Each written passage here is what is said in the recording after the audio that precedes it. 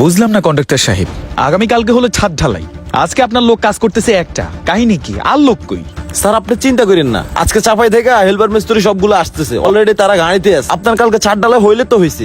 আর এই যে তোমারে কইছি যে ঝুল বিম দিতে, তুমি কি দিছো এটা? হ্যাঁ আরে স্যার আপনার বিল্ডিংটা তো আর একতলা হইব না, একতলায় যদি সীমাবদ্ধ থাকতো তাহলে তো সমস্যা ছিল না। আপনার বিল্ডিংটা হইব 7 তলা, আর বিল্ডিংটার এখন যত লোড কম হইব বিল্ডিংটা উপরে দিলে টিকসই তত বেশি হইব। কিন্তু আপনার বিল্ডিং এ এখন যদি আমি বেশি লোড দিয়ে ফেলি তখন কিন্তু বিল্ডিং এর উপরে নিচে কিন্তু মিল খাইবো না, কিন্তু তখন তো আপনার লোড হয়ে যাবে অতিরিক্ত, তখন তো আপনার 7 তলা দাঁড়ায় থাকবো না, 7 তলা মাটির নিচে যাইবো গা। আপনি জিনিসটা বুঝার চেষ্টা করেন, আপনি যেটা বুঝেন না সেটা ইঞ্জিনিয়ারের সাথে যুক্তি করেন। যদি আমি ভুল করে থাকি আমার শাস্তি দেন, আপনি সমস্যা নাই। আচ্ছা বুঝলাম তোমার কথা। এই যে এটা কি দিলা? তোমারে কইলাম যে ছাদের মধ্যে 8 সুতার রড দিতা, তুমি 4 সুতার কেন দিছো? হ্যাঁ আমি অর্ডারটা দিছি 8 সুতা, কিন্তু এখন তারা বলে পাঠা দিছে 4 সুতা। এখন আমি কি করবো? আমি একটা টার্গেট নিছি এই মাসের মধ্যে আপনার ছাদ ঢালাইটা দিতে হইব আমার, এর লেগে তাড়াতাড়ি করতে গিয়ে আমি ওইটা দিয়ে কাজ সারা ফেলাইছি। আর স্যার রড তো রডে, এর 4 সুতার 8 সুতার মধ্যে তফাৎ। আমি তো রডের বদলে আর বাঁশ দিই নাই। তোমারে আমি কইছি 8 সুতার রড দিয়ে তুমি ছাদ বাঁধবা, তুমি 4 সুতার দিছো। এখন এটার যদি কোনো বিপদ আপদ আসে তখন এটার দায়ভার কে নিবে? হ্যাঁ আর তোমার কি আমি কইছি যে তুমি 4 সুতা দিয়ে করো? তোমার সাথে আমার কথা ছিল তুমি 8 সুতা দিয়ে রড বাঁধবা, আর তুমি কি করছো? 4 সুতা দিয়ে বাঁধাই দিছো। ছাদ ঢালাই দিতে যদি তোমার 1.5 মাস লাগে, লাগুক না। তুমি কোন দুঃখে 1 মাসের টার্গেট নিছো? তোমার যদি 2 মাস লাগে ছাদ ঢালাই দিতে দাও, আমার কথা হচ্ছে রিস্কের দরকার নেই। এই বিল্ডিং এর যদি কোনো ক্ষয়ক্ষতি হয়ে যায় তখন তো আমি বিপদে পড়বো। আর এই যে কি দিছো? হ্যাঁ কনসেল ভীম দিতে কে কইছে তোমারে? তুমি তো কনসেল ভীম দিছো, তোমারে আমি কইছি ঝুল ভীম দিতে, তুমি কনসেল ভীম দিয়ে বয়ে রইছো। তোমারে কি আমি কইছি যে তুমি তোমার সুবিধা অনুযায়ী কাজ করো? আমার বিল্ডিং যেভাবেই করা দরকার আমি তোমাকে এস্টিমেট দিয়ে দিছি না, তাহলে তুমি কিভাবে আক্কুল খাড়াই কনসেল ভীম দিলে? আচ্ছা আসেন স্যার, আসেন নিচে আসেন। আরে দাঁড়াও, কথা আছে। আরে নিচে আসেন। তুমি দাঁড়াও, তুমি কি আমাকে বিপদে ফেলতে চাচ্ছ নাকি? আগামীকালকে ছাদ ঢালাই, তোমার লোক হয়েছে একটা, আর লোক কই? কালকে সকালে তুমি কি দিয়ে ঢালাই দিবে? লোক কই? আরে স্যার আপনি এটা নিয়ে চিন্তাই করেন, আমি কালকে ইনশাআল্লাহ ঢালাই দিয়ে দিব। নিচে আসো, তোমার সাথে বোঝাপড়া আছে। আসতেছি স্যার, আপনি যান। এই তোমার বলছে নিচে আসতে, আসো। একটু কাজে চাপে আছি স্যার। তোমার কাজ ছাড়াই আমি বেতন দিব, আসো তুমি। আয় আব্দুর রহমান আয়।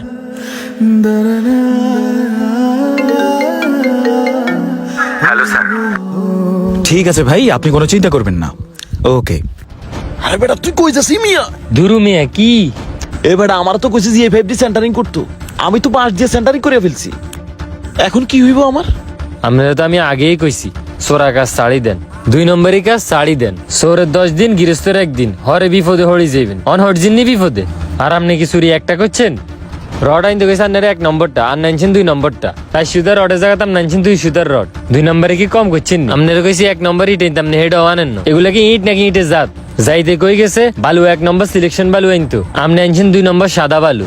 আরে বেটা তুই যেভাবে কইতেছিস লাগে তুই বিল্ডিং এর মালিকই না, তুই কোনা সঙ্গ দিবি? তুই আর শত্রু হয়ে দাঁড়াইছিস তুই জানো? কি এর শত্রু? আপনারা কইছে ফাতর আইনতে, আপনি আনছেন কনা। এটাও তো আরেক ধরনের দুর্নীতি, 2 নম্বরই। বাবুর 2 নম্বর আয় কাজ করবো। আমি এখন কন্ট্রাক্টর হইছি কেমনে কিভাবে হইছি? তুই যাই যাই করিস, তুই শুধু আনলাগে একটু সঙ্গ দে, তোরে আমি কন্ট্রাক্টর বানাই ছাড়ি দিমু। আয়। হ আজ 4 বছর ধরে আপনার লগে কাম করি, এখন কোনি ধরাও শিখাইতে না। আরে কোনি ন, তুই বেলসা ধরবি, বেলসা ভালো এমনে মারবি এমনে। হ্যাঁ বেলসা। আর শুন, নিচেতে দাদা কমু, শুধু আমার লগে একটু সঙ্গ দিবি, হ হ করবি। তোরে কেমনে কি করা লাগে আর তোর বিষয়টা তো আমি দেখতেছি। ক আর বিষয় দেখন লাগতো না, আপনি টানে চিন্তা করেন। ঠিক আছে ভাই। না কন্ট্রাক্টর তো বললো কালকেই ঢালাই হবে।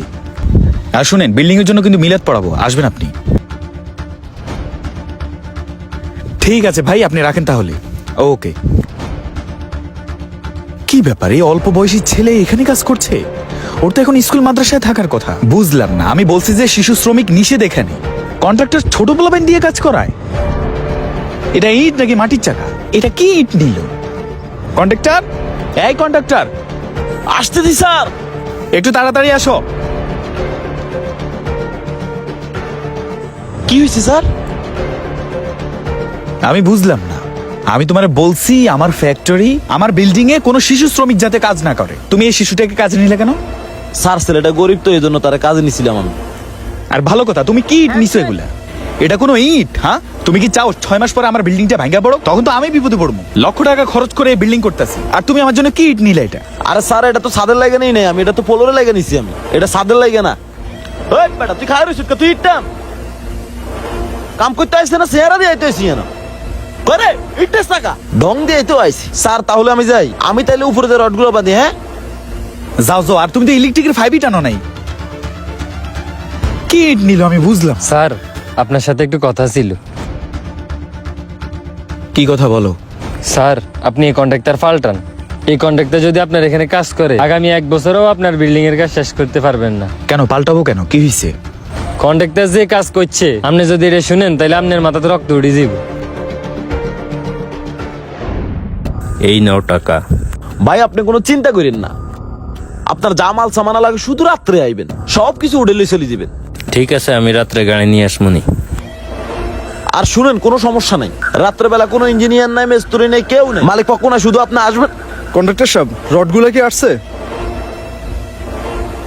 আরে আসবে, কিসের লেনদেন করতেছেন? কিছু না।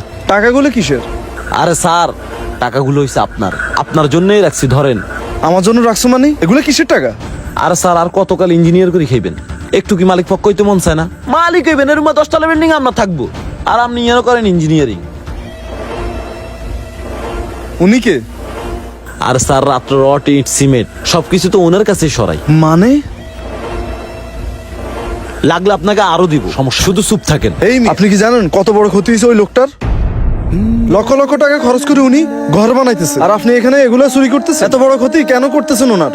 আর স্যার এগুলো কোনো সমস্যাই না, লাগলে আরো দিব, আমি ব্যবস্থা করে দিব, কোনো সমস্যা নেই। চুপ থাকেন, রাখেন এই টাকাটা, আপনি এগুলো রাখেন না। আপনার এই কন্ট্রাক্টারই আজকে ছুটাবো আমি মালিক ফোকের সাথে আজকে কথা বলতে। আজকে আপনার কন্ট্রাক্টারই শেষ দিন। আরে ভাই শুনেন শুনেন, আপনি এখানের ইঞ্জিনিয়ার, আর 1 ঘন্টা এখানে ইঞ্জিনিয়ার থাকবেন কিনা সেটা আপনি ভাবেন, আপনারটা আপনি চিন্তা করেন। যান। আচ্ছা ঠিক আছে, দেখে নেবো। আরে যান যান যান। আরে মেয়ে, ইঞ্জিনিয়ারের বাদ দাও। কি ইঞ্জিনিয়ার রাখছো সাইডের মধ্যে এসে ঝামেলা করে? এই ধরনের ইঞ্জিনিয়ার সাইডে থাকলে আমাকে দান্তাবানি চলবো কেমনে? আর দূর, ওইটা নিয়ে আপনি টেনশন করেন না, আপনি শুধু রাত্রে বেলা আইবেন, যেগুলা বলছি না আমার ওইগুলা নিয়ে যাবেন। যান, খাড়াই দেন না, তাইলে ঠিক আছে। ওকে। সবই তো শুনলেন স্যার, এখন আপনি ডিসিশন নেন, আপনি কি এই কন্ট্রাক্টর রাখবেন নাকি রাখবেন না। এমনি সে যে একটা শিশু শ্রমিক রাখছে না, ওই শ্রমিকের জন্য আপনার কাছ থেকে না 800 টাকা করে হাজিরা, কিন্তু ওরে দেয় 150 টাকা। আমার এত বড় ক্ষতি করতেছে?